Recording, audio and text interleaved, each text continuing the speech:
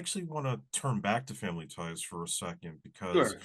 you did a number of episodes, but the one everybody usually talks about is "Hey, my name is Alex." That's the one with the, our town type setup. He's dealing with the death of his friend, Yep. and you played the psychologist that we don't see. We only hear your voice. Right.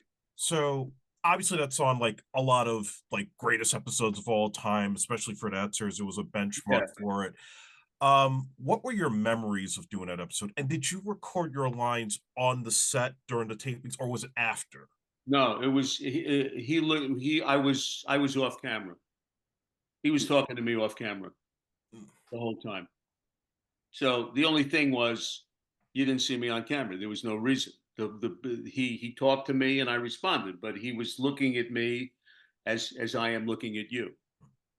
Camera was on him and he was in the therapy, he was in the chair and I was in my therapist chair opposite him for which started as a single episode and it was expanded to a two-part episode while we were doing it. Mm. Mm. And well, I know it's kind of an old industry practice to keep bringing in same actors in different roles, but on Family Ties, it seems like you played four different roles. Is there any like a particular reason why they just kept having you back, but as a different character each time?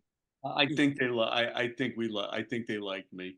I mean, there was no reason to there was no call to have me back as a beat poet or as that that competitive father or the psychiatrist or the other one was like they were doing like a community theater show and or Mhm. something.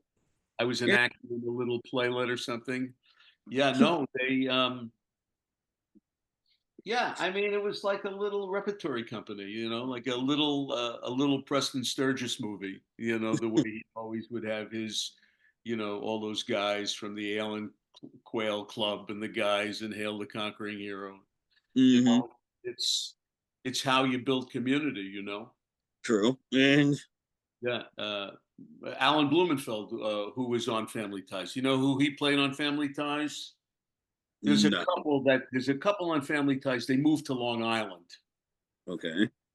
And Mhm. Adam, in one episode, he did a lot of them. He was like an encyclopedia salesman, and then George, Alan's father, he needs money, so he becomes an encyclopedia. So Alan also played multiple parts on multiple episodes of Family Ties. So he was also when they made when they made Brooklyn Bridge, Alan was also offered that part.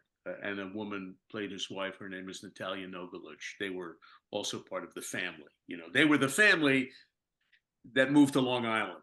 Oh, okay. And The others were right in Brooklyn, but that was a plot line, that there were some Jews who were upwardly mobile and they left the neighborhood and they bought houses, Or Natalia had a line when she was trying to sell them on moving to Long Island. This is not our community is not a house; it's a bunch of houses. And I don't know if you know who was like the writing staff for Brooklyn Bridge was very big the first year, and it had many women on it, and it had John Macias was on it, and but the writing staff eventually shrunk down to just for the second season to very few people, and that was Brad Hall. You know who Brad Hall is, Yeah. and Gary had two friends who didn't really write much beyond that, Ben and Pete. Uh, Ben, I can't remember Ben's last name, but Ben was actually a dentist by trade, and Pete Cardinal, I don't know what he did, but they were friends of Gary's, and then Brad and Ben and Pete, and then the rest were like freelance guys, writers that would just that would just pick up a piece here, pick up a piece there, you know. and One of the guys I met on that was a guy named Joe Purdy, who went on to become one of the writers on Hey Arnold. Oh. see That's that. where I met Joe. Uh, uh, Joe actually met with me because we had a mutual friend and he was trying to write an episode, and he went to college with he went to Northwestern, as did I, with Brad and Julia Dreyfus. Mm. So when he got to L.A., he wanted to get an episode of Brooklyn Bridge, and he met with me to see what he could do for Sid. And the episode he wrote was called, I think it was The Date. Okay, I remember that one. I mean, I had like 4 or 5 where the focus was on Sid. It was Mm-hmm. a job, The Date, the Wild Pitch, where they throw the ball through the window, And Mary doesn't want to pay. there were four episodes where the focus was, and then I had a couple of arcs where Carol Kane and they had a love interest for us. She was the daughter. She was the sister of Amy Aquino's character, and she was a bohemian who lived in the village, and she was married, and she split up. Anyway, yeah, no, that was. Sam told me, and this is interesting just from an economic standpoint. So, we did a season, that's 22 episodes, and then we did a half a season, 13, although I actually thought it was going to be a full season. It was only a half. And then when it was over, HBO, which was getting into narrative television, they came to Gary and they said, we would like to do this at HBO. Mm. And he says, but we can, but our licensing, we can offer you, $375,000 an episode to do it. And they said, it's like me with my salary. We can't do it for that. We couldn't possibly do it for that, because the episodes by the second season and even the first season were inching up on $1 million an episode. And whenever Paramount came to them, or the network came to them and said, you got to cut back. You got to cut back. The guy's like, what do you mean? You don't want the quality? Yeah, all right, I'll pay it out of my pocket if it's a shit. No, we'll pay it. We're just asking. So, it's a negotiation. Gary had big balls too. And it was about money. And they said, we just simply can't. And, Sam has said to me, I mean, Gary's been gone now for almost 11 years. He died 11 years ago. But I see Sam, and Sam said, boy, what were we thinking? It was just the money. He said, we could have developed this family, what happened to this family in Brooklyn, like the Waltons. Mm-hmm. We could have, I think people even called it like the Jewish Waltons for a while.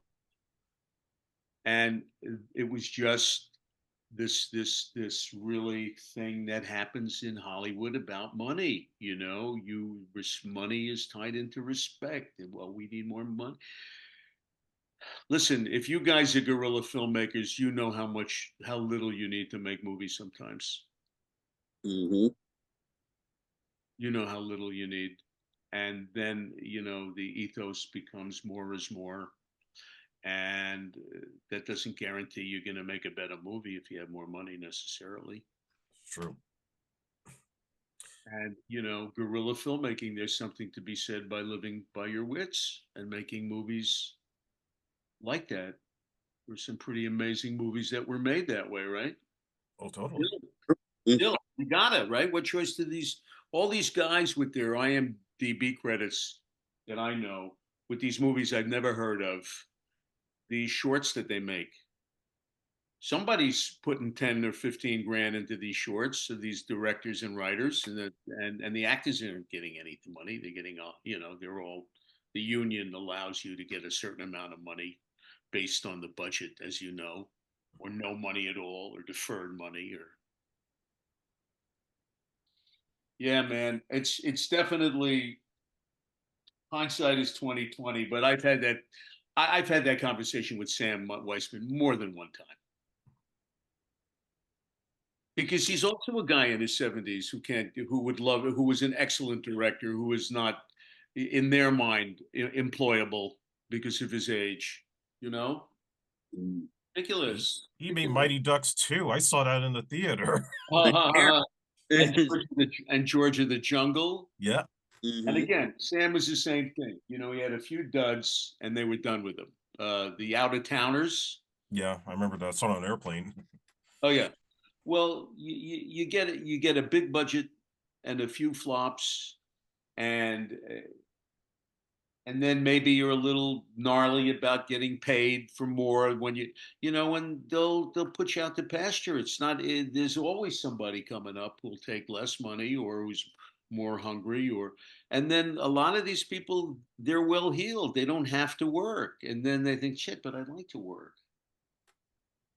but it's not worth it to put up with the shit that I have to put up with to get the job. Or I'm willing to put it, you know, or I'm willing to put up with the shit. Give me some of the shit to put up with, and then they don't come around, you know. It's kind of what Jeff was saying, frankly. Yep. I want to ask you about Hot Shots Part Deux. I mean, that's another one of my favorites. Oh, Um, what was it? fabulous. What was it like working with Lloyd Bridges? And Fantastic. was it difficult to No, get through those scenes? no, no. I think the thing about Lloyd was he, you know, the Yiddish word mensch, right? Yeah. Yeah. He's a, he was a mensch. He, oh, you mean that he was so funny? Well, that and just trying to keep a straight face with all Well, I mean, these jokes. I'm good at that. I think that's probably one of the reasons I was hired, because I could be a straight man for Lloyd Bridges. You know, there's a scene where he comes out of the helicopter and he kisses a baby, and then he hands me the baby. I mean, I saw that. I thought, shit, I forgot about that. He was, the thing about Lloyd was, and I don't think I bet you Jim and Pat would agree. He was more relaxed in the rehearsals than he was in the filming. You know, I mean, they got what they needed, right? But he was somehow, when the camera wasn't rolling right away, he was just even more antic and Trump like and looser than he was when the camera was on. I mean, they could cut it together and make it work. But I think, you know, listen, rehearsals are sometimes performances are better when they're like rehearsals, right? They're more spontaneous. It looks like anything can happen. And I think every now and then Lloyd would get a little, oh, the camera's on. I got to make this right, you know. But but I noticed that. I noticed that, like, oh, he's a little tighter, because it's like jazz, right? Improvisation, it's like jazz. And if you know the words, and he was just a little, it's just so slightly a little, but beyond that, that's a very small point compared to what he was like as a person, as a human being. And this is what I remember. So on a couple of the scenes where he was doing his thing, I didn't have much to do, right? I was always there, staunchly there, uh, doing whatever bits of business we need, not necessary. And there was one really long day. It was a scene with him and Richard Crenna, and then his wife is there. They pull her out, you know? uh, and it was a long day of a lot of standing around, you know, and them doing, and me just like, and I was fine, but it was just like, you know, it was like a tedious day, you know, because you didn't have the same level of engagement that you do when you have scenes and talking and dialogue and things. Basically, I don't care about that anymore. Then, you know, just being there is enough, and inhabiting it and being the guy, that's enough. You don't have to, you just have to be there. And I was, but, you know, take after take after take, and who knows, you know, if he was going up on lines or whatever. It was a long, and he came up to me as if he was like a parent or a father or an uncle, and he said, "Are are you okay?" I said, "Yeah, yeah." He goes, "Because you seem like you're a little down today." So I wasn't down, but he did pick up on my torpor, you know, on my on my little bit of malaise at standing around. I said, "No, no, no, no, I'm fine. It's just, you know, a lot of standing around, blah blah blah." Again, like a bucket of water, reality check, to just get with it, man, and just be in the moment. Uh, but he did it because he's a human being and he's a father, as am I, 3 times over, and he just had that nurturing instinct. So in the course of the day, while he's got all this shit to do, all these scenes and all this keeping everything straight, and making it all work out, he took the time to ask me how I was doing. How you doing? And I thought, boy, if this is in heaven, I don't know what is.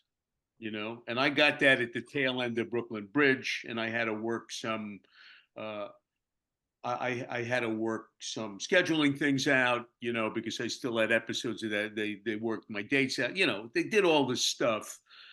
And Jim and Pat, the director and the writer, Jim direct. I don't know if they both directed it. I have to look. Did they both direct it, or was it just Jim Abrams? It might have been just Jim Abrams. Yeah, he was another beautiful man, fantastic individual. Loved him, loved him, and Pat, all of them. And they had 2 other writers with them. Greg and this other guy were credited as writers, and who I don't know how much else wrote. Friends of theirs, wonderful. I mean, everything about it. It was, it's just one of those things where you're doing what you really feel that is your calling, that one of the things that you're meant to do. Jim, when I went to the meeting with Jim and Pat, and I remember it was the summer of 1992, they had never heard of Brooklyn Bridge. I don't know what that is, because the guys in the movies didn't necessarily know what the guys in TV were doing. Mm-hmm. Wasn't on their radar. Yeah. They were doing those movies that they were doing, right? The Hot Shots movie and the Airplane movie and that other movie with Danny DeVito and Bette Midler that they did. Oh, Ruthless People. Ruthless People. And that's where I met them the first time. I remember reading for them for Ruthless People. But yeah, I mean, I remember I had one meeting with them. I had like one meeting with them in July, and then they called me back to do a screen test with Lloyd. Mm. Never read for them until the screen test. Wow. And for a screen test, I mean, it was like a real screen test. I had to have a certain suit and very reactive. They needed those kind of reactions, those droll, dry reactions to what the president was doing. And I'll never forget, while we were doing it, Lloyd turned to Jim and goes, this is exactly the kind of energy we need. My character's name was Giroux, and Giroux was in the first movie. Was in the first Hot Shots, played by the actor Kevin Dunn. There was a Giroux character. Oh, yeah. A different character. They named this character Giroux. But I remember he said, this is exactly the kind of energy we want. And I thought, but and Charlie Sheen was there, and he was a delightful guy, man. He was a delightful guy. They do, man. Yeah. and he was great. So all these things that happen to these people subsequently, your experience doesn't necessarily reflect what other people have seen. He was a very cool guy. I really liked him. He was emotionally very available, just relaxed. And shit happens to people. They lose their way. They lose their way. But and Jim had a kid who had seizures. Charlie, his son Charlie. Charlie was the baby that I handed. When Lloyd took the baby from the woman and then handed the baby, that was Charlie. That was Charlie Abrams. And Charlie, I think Jim was very into this. He made a movie about it, and Meryl Streep was involved. And he has a foundation called the Charlie Foundation. It's about uh, whatever this seizure disorder that his baby had.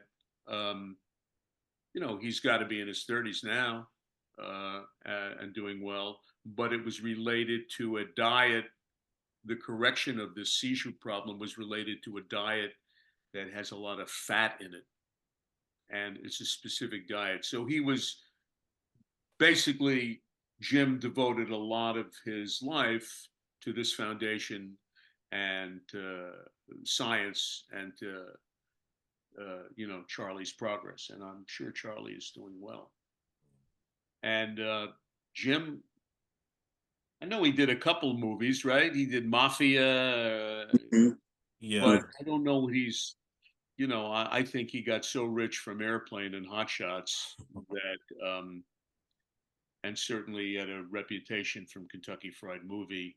I guess my next question is, as you seem, pretty laid back, a straight shooter, when you're working like with a director who's already legendary, like let's say a Steven Spielberg with Saving Private Ryan, or a Blake Edwards with Switch, do you ever find yourself intimidated, or like you said, do they tend Yes. to hold set like a collaboration, more of a family? No, not with guys like that. They're just too busy.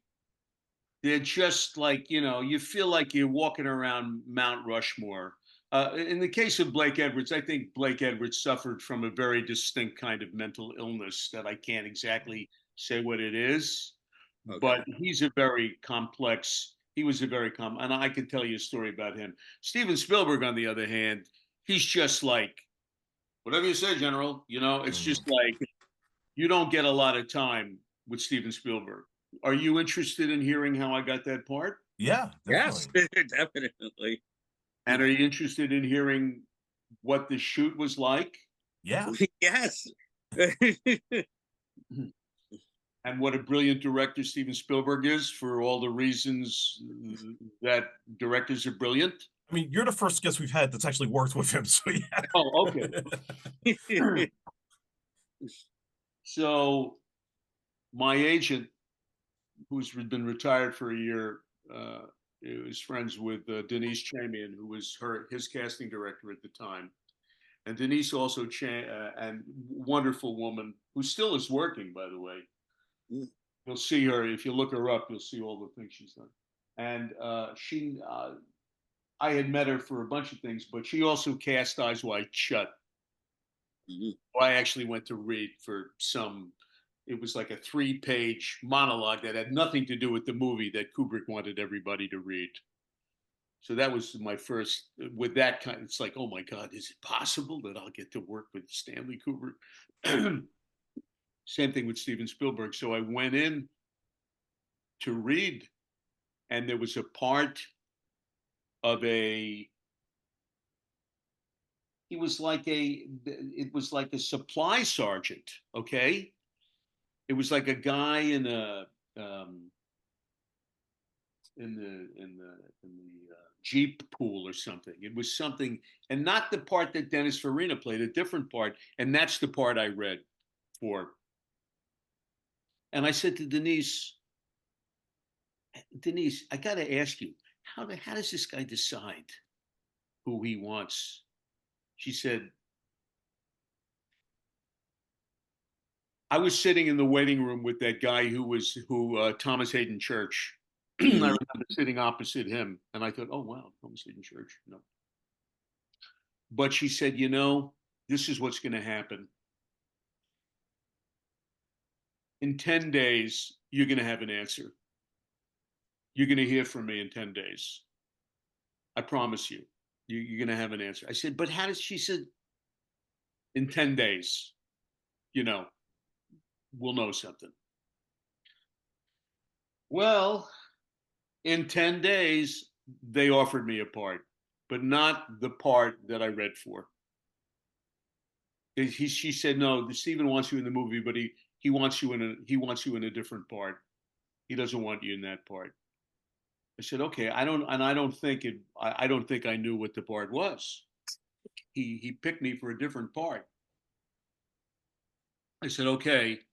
And then it went on, and Nina, my agent, said, I'm talking to Denise. We're trying to get you that part, the one that you read for, because we know when that's shooting, but this other part that he wants you for, we don't know when it's shooting.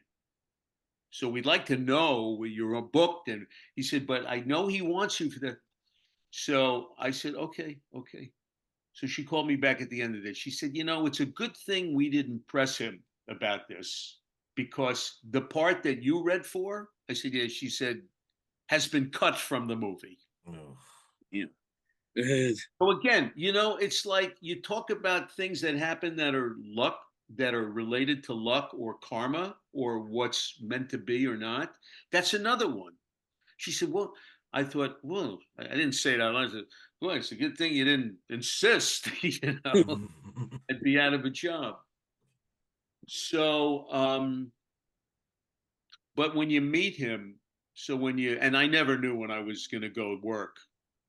I drove that summer of '97. I drove cross country from California to New York with my 3 kids, and I would, at Zion National Park, I would check my service to see if they said I have to go to work or get flown to London. I never knew, and I just never knew. I mean, I was in the process. My wife was already relocated to New York, and I was in the process of moving back. And so finally, on the morning of August 20th, they called me. It was my almost my 19th wedding anniversary. They said, "We want you to get on the plane tonight. We're going to pick you up and blah blah blah, and fly to London. We don't know your work date. It's a cover set. Again, it was a couple of scenes, right? And they were using it as a cover. So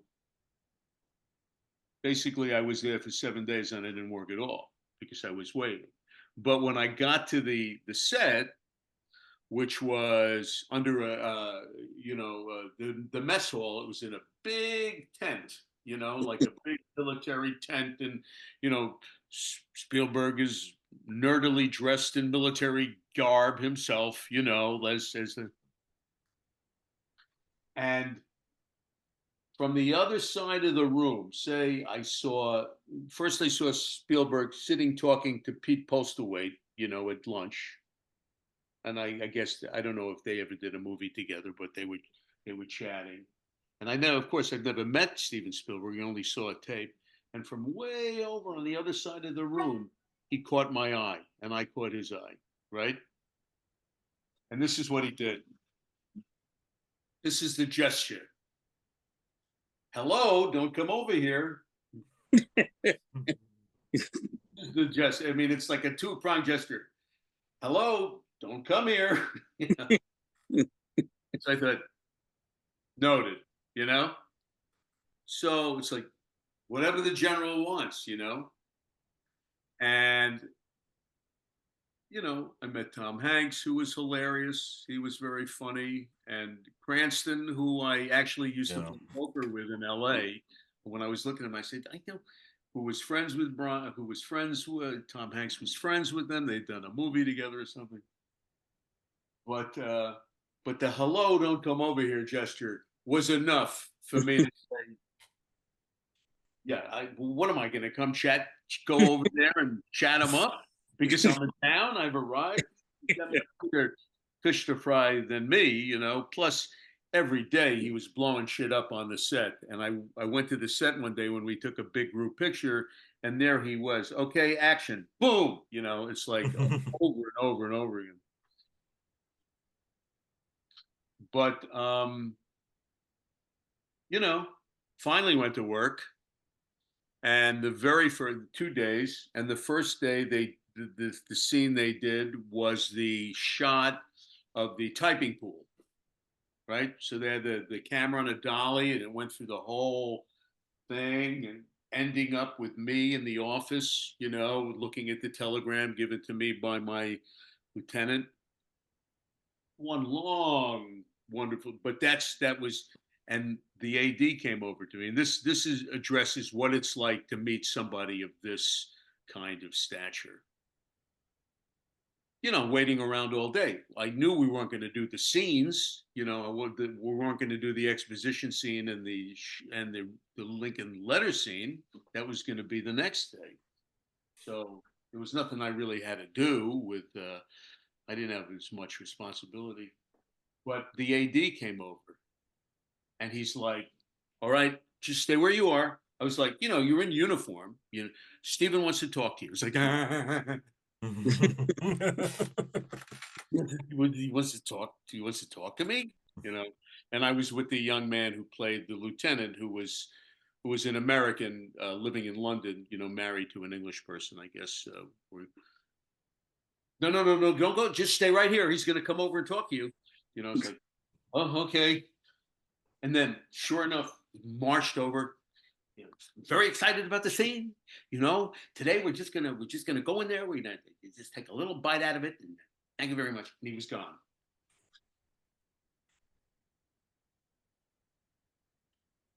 And that's all that day. He had a little lisp. You've heard people do imitations of it. It's a little lateral kind of, it's like very excited about it. And he's just like full of this spirit. You've seen him on every time he talks. Mm-hmm. So then the second day was the whole morning was the Lincoln letter. The Lincoln letter. And I had gotten to be very close with Harv Presnell by that point. We started hanging out, and we were always together, and he and his wife and his son, we were like a unit. You couldn't break us apart. And it was dedicated to that. And all I remember, he knew what to say to each of the actors to get what he wanted, and to make sure the actor was giving the most simple, naturalistic performance that wasn't in any way overcooked. And he said, if you guys ever get a chance to listen to him talking to Terry Gross about the Fabelmans he said when he was a young director, he allowed the actors to do too much. He felt that he thought they were doing the right amount when he watched them on the set. Okay. Like it was restrained enough, that there was no bell. He said, but then when he looked at it when he looked at the others, he realized that he didn't help them to do less. You can always do less, do less, do less, do less. You are enough. Right? Say the words. Your DNA is what's selling who you are. You don't have to help the material. You are enough. Which is a very significant thing when it comes to not only film acting, but any acting anything you bring to whatever character you play. It is you.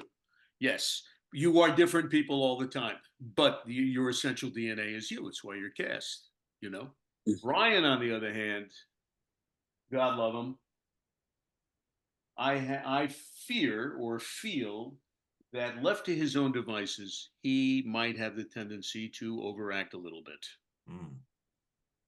And you don't see it always in Breaking Bad, which was his really signature part, in which everything was in place. But look at him in some other things, and you tell me if you disagree. As Trumbo, with the mustache and the glass, it's like, okay, you're a pirate. You can have the eye patch. All right, you can have the crutch, the peg leg, but you can't have the parrot too. Okay, you got to pick one. All right, you can't have all those things. We know you're a pirate.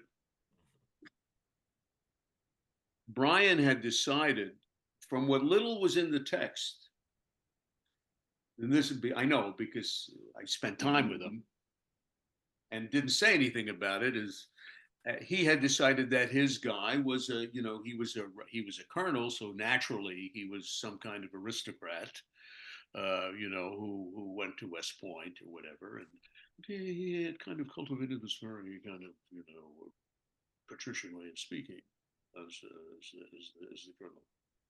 Yes, they dropped the men would drop behind enemy terms, and and so he's saying that one line of exposition he has in that scene, and explaining it with him and the guy, uh, Dale Dye, the military advisor, who's the other guy in the scene, the guy with the white hair.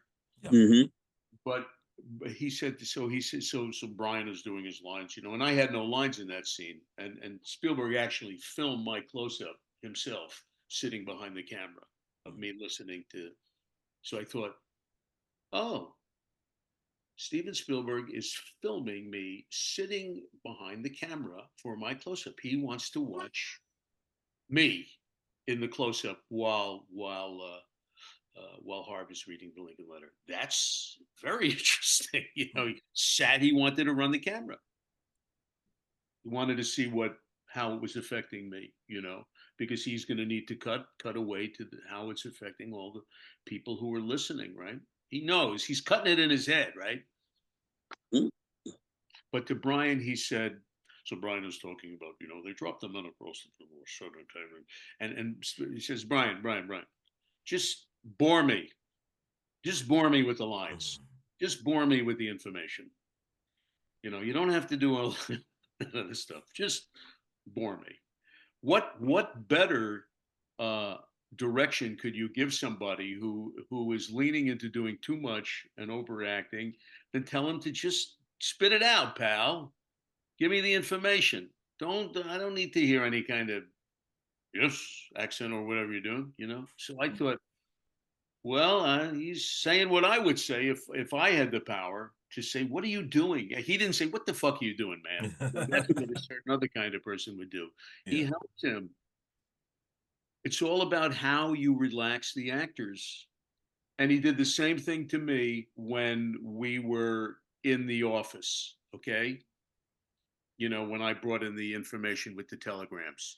That entire scene we shot in an hour and a half. The entire scene, everything. Coming in the door, my coverage, his coverage, my close. Hour and a half door to door. I've spent hours and hours and hours and hours on fucking exposition scenes on television. Hour and a half. He said to me is, when I came in the door, I actually raised my voice. Colonel, there's something. And he said, no, you don't have to raise your voice when you come in. You just talk in the same way you're talking. Colonel, there's something I want you to say. I said, oh, okay, great. So that was his first bit of direction. I thought, well, that's pretty good. He's saying, don't overact. Don't show us you're coming into the room by raising your voice. You're a little nervous. Come on, let's face it. You're nervous. I mean, you're trying to not be nervous, but you're nervous. And it comes out in strange ways. Clearly, I'm sure Brian was nervous. Harv wasn't nervous. He chatted up Steven. Well, Steven, I am ball there. And it's like, Harv, you chatting up the director? Yeah, so. But and Steven Spielberg pays attention to everything. So when we were waiting between shots, we were in like the the little room where the food is, and Harv is chatting up Spielberg, and Spielberg is listening and talking, and there's a monitor, okay, where he can see what the technicians are doing, the grips and the gaffers, and setting up the shot. And he's listening, and he all of a sudden he says, "Who moved that light?" Steve, don't move that light. I didn't ask you to move that light. Put that light back to where we had said it was going to be. He's like multitasking, like it's amazing,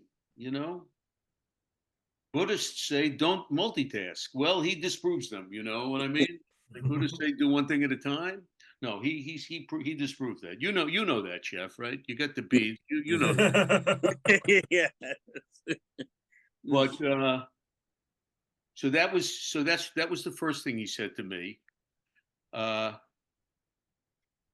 did he say three things or two things? Oh, and the second thing he said, now when you give him the third telegram, when you give him pause, just pause before you continue with the information. Just a small pause. So it was a technical thing. And that small pause that he had the effect of really helping me calm down and relax, which is basically essentially I would call that a side effect, calming down. You know how they say you give you certain drugs and the side effects are this, you sleep. Well, that was the side effect. But for him, he was cutting it in his head because he knew he wanted to see in my character my reaction to the fact that, oh shit, here's a third brother. Just a moment. If you ever see it, you'll see it. I mean, it's like he knew what it was going to be. He knew how he was going to cut it. So this is what we have with a man with this kind of breadth of genius. Yes. Telling you not to move the light because we don't, I know how we want it lit. We discussed this, the DP and I, that guy he always works with, whose name I can't remember now. Janice Kaminsky. Oh yeah, Janusz Kaminski. He was married to Holly Hunter. Yeah, he works. They work together all the time, and he knew how he was going to cut it. The other thing is when he came in, Brian and I were nervous. We were waiting to see what the set was, and it was going to be the last shot of the day, the last scene of the day. And Brian's like, well, I have one arm. Maybe I can figure out a way how to steer my tea and hold my, it's like, dude, you got to be kidding, really? I better. But when Steven came in, he's like, okay, Brian, okay, you're behind this. All right, stand up. Okay, all right, no, sit down. No, stand up. No, sit down. So he's like, he's like thinking on his feet. He's just getting the whole thing set up, door to door, an hour and a half. Friday afternoon, they were going on a yacht. They were going off on a yacht somewhere. Almost Labor Day weekend, I think. So that's what it was like to work with him. He was so focused. And then at one point, I remember when Harv did a take and he finished reading the letter. Steven was like, "Oh God, I love great actors." He's like I love great actors. Like the character in the movie about the Fablemans. The boy in him, the child in him. I love great. And now John Williams' score is going to come in, and it's like, hey man, be cool. No, he's cool, but he's visual. He's seeing it. You watch the guy who was. I guess he won Best Director that year too, right? It didn't win Best Picture, but he won. Yeah, he did. Yeah, he won Best Director. He saw it. He felt it. He totally felt it. And when you think about all that's in that movie, the beach sequences in every place and how hyper focused he is on everything. And the chances he takes, because he'll cast actors that he knows are the right actors. You might not ever see them again in another one of his movies necessarily, but he certainly gets the actors he wants, and he knows what he wants. That's what I guess that's basically what Denise Chamian was saying. He knows. He sees it. He knows, and you'll know in 10 days. Nobody ever says to you, "You'll know in 10 days." I mean, sometimes you'll go to something and they'll say, they'll bring you this. Say, we'd like you to play this part every now and then. You'll get the gig when you walk in. But the days of walking into offices is over now. Nobody goes into anybody's office anymore. Mm, mm. So as we wrap up, I definitely have to ask you about Brent Jennings, who we had on the show last year. And you shared with me that, you guys kind of started out around the same time. And I just want to know, like, what's it like being friends with him, having worked with him on Brooklyn Bridge, just the connection you guys have, because you both have very similar paths and similar roles that you It's played. just, uh, I think Brent is a little more ambitious than I am, frankly. Uh, I think it's his nature. He wants to get in these gigs, and I certainly do too, but I probably am not willing to work as hard, at this point. But what's it like? He's just he's just a guy like other guys who came to New York, who went to Emerson, you know, who is a team player and has done a lot of theater and had a family and is married to a beautiful woman and has two wonderful sons. I think Aaron is an actor now, and I think the what's the older? No, no, who's Aaron is one of the boys. Can't remember the other one. Anyway, one of them I think is a writer, and definitely, I think Aaron is getting acting jobs. He's just a working professional who wants to continue working, you know, and still has good opportunities, you know. Uh, and I think he did a series a couple of years ago. Didn't he do a series down south somewhere? Yeah, it was like an AMC series. Oh, It was on for a couple of years, right? Yeah. I With think it was 49 or something was the title. Mm. Yeah, somebody's Lodge 49, I think it was called. Oh, some actors. The lead is the son of a famous actor. Do you know who I'm talking about? Yeah, yeah. Mm, mm. Kurt Russell's son. Oh, Mm, Russ, mm, you guys are good. You guys are good. You mm. guys are nerds. You yeah, guys. totally. Yeah. Yeah, Mm, no, Prentice, he's just, I can't say he's my closest friend, but I love him, and I think we're like-minded, and we come from this. I think he might be a little older than me, maybe by a year or two, but we come from the same place. I saw him in a play called G.R. Point that my wife publicized in 1977 about the Vietnam War. It was done originally off Broadway with John Hurd, and then it was done on Broadway with Michael Moriarty. And he was in both productions. And I saw him in a play called The Mighty Gents by a writer named Richard Wells Wesley, who lives in my town here in Montclair, who's and also is NYU professor of maybe screenwriting or playwriting. Uh, so he was a hardcore theater guy, and I don't know how many plays he's done recently. I know in 2014 I was doing a play in Boston, and when I came back from Boston, he was doing one in he had come to do one in New York for a short spell. But he's a real person, man. He's made a wonderful. Then there are the yes, then there are the two different kinds of guys, and there are the New Yorkers who love New York and want to come back to New York if they can.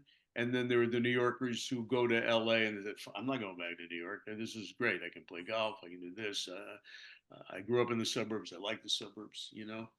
So, but that's just what you like. But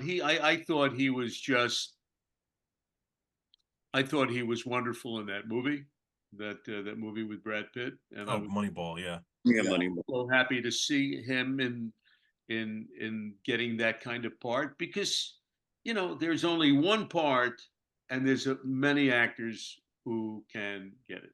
So what is it about? How is it that he had his name on that, or my name was on Hot Shots Part 2 or Revenge of the Nerds? How does that happen? And it's great. to be him in that regard, because if you are current in the casting people who are powerful will be aware of you, and there are casting directors, if they're not aware of you, you can forget it, because you'll never get in the movies, and a lot of the same casting directors cast all the movies, same movies. It's like, oh, yes, well, I'm not on their list, but if you're in things regularly and you're visible, and you don't disappear necessarily into not working as much or theater or whatever where they're not focusing on, then you still, whatever age you are, you have whatever shots at those opportunities are, because you're still in in focus with the people who are choosing the actors.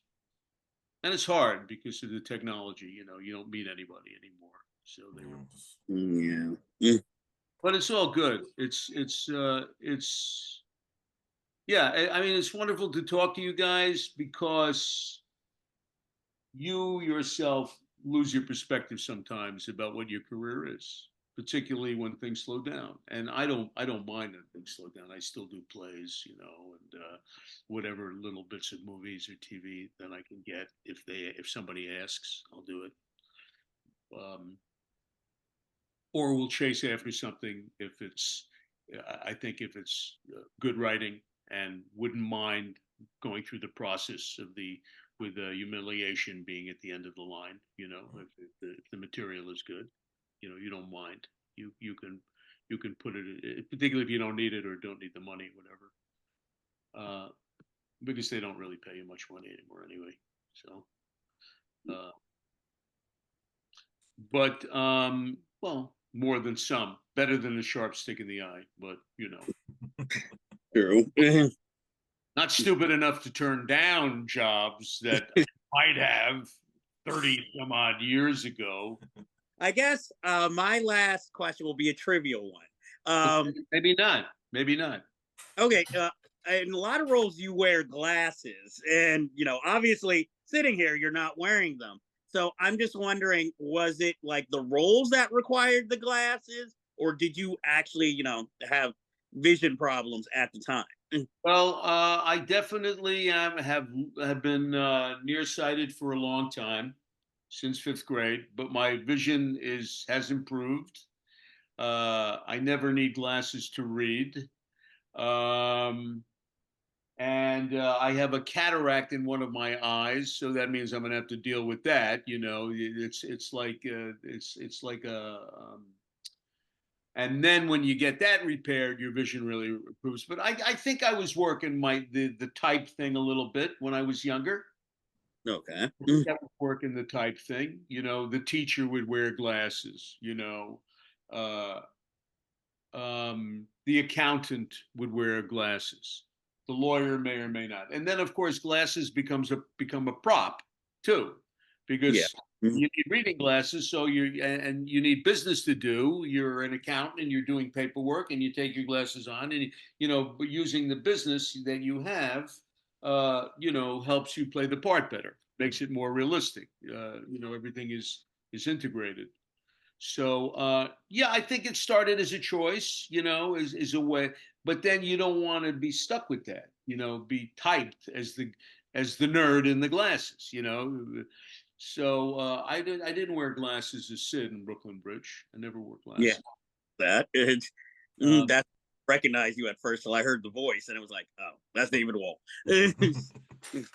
But yeah, no, but that's a good question. I think there was some strategy on helping on typing myself, until you think, boy, I better not type myself, because they're going to think I'm only a guy who wears glasses.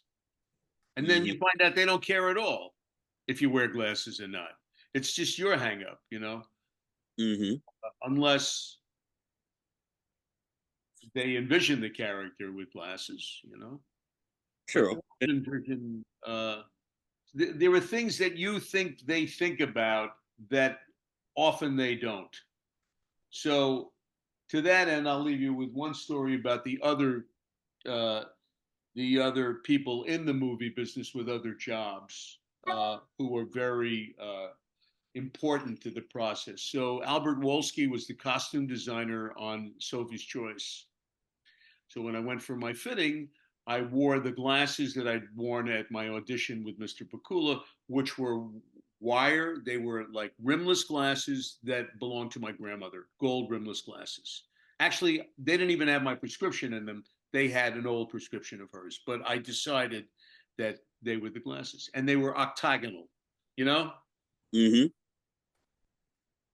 So I brought them in, and I showed them to Alan, you know, when I came in for the fitting. He goes, "Oh yeah, those are good. Those are good." So then I went for my fitting with Albert, and if you look up Albert Wolski, you'll see the zillions of movies he's done. He's like 90 plus, and he looked, he goes, and he's, you know, very beautifully dressed, and he goes, "Oh, those glasses are all wrong." I said, "What?" He says, "Oh, no, no, no, those are octagon shape. You have a round face. You need, you know, round lenses. You need round lenses." I said, and I pushed back. I said, "Well, you know, Alan liked them." And Albert said, "Well, what does he know? He's only the director." So the specialists, you know, it's like you have a cardiologist, you have an oncologist, you know, you're the general. That was like another thing, these wake up calls, of these epiphanies about how everything works, how the importance of everybody's job. He's got his eye on that. He's like, Alan's not looking at the shape of my face necessarily, and he might think about it when he's shooting that day, or when that day comes, you know, 3 weeks away or a month away or 3 months away.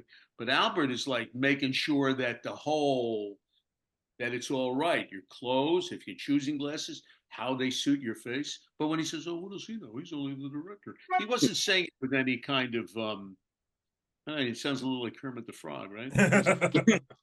But he wasn't saying it with any disrespect. He was just telling the truth, that this is a group effort. We all have our jobs to do.